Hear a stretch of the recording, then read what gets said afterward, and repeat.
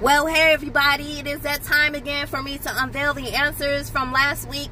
This is a time of reflection. This is a time in which I share riddles that will provoke your thinking about things that we go through as women leaders so that you can stop, reflect, think before you act.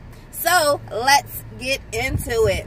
So the first riddle was, I am the voice that you hear when no one is around.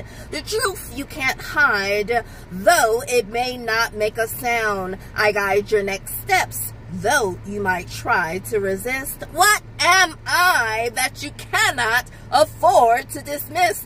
The answer is your inner voice. Before you speak, before you act, I encourage you to listen to your inner voice. Why is that important? Because sometimes your inner voice, it tells you stop, sit down before you pass out. Go drink some water before you faint.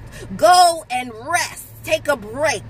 And then it is when we ignore that inner voice that something isn't right. When we continuously ignore it, it escalates into something bigger. So the purpose of that riddle is to stop ignoring your inner voice. Listen to your inner voice. Stop. Listen to God and listen. Listen. Take time to listen. The second is, I'm the hardest person you'll ever confront.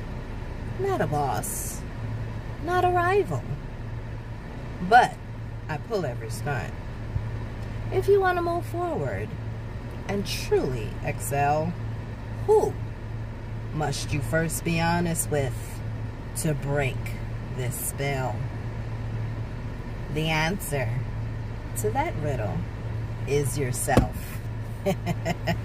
Confrontation with yourself.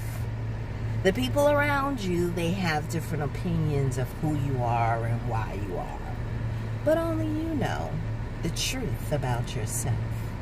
So if you're to be honest and transparent with anybody about where you are, where you want to go, and what you want to do, I challenge you to be honest with yourself.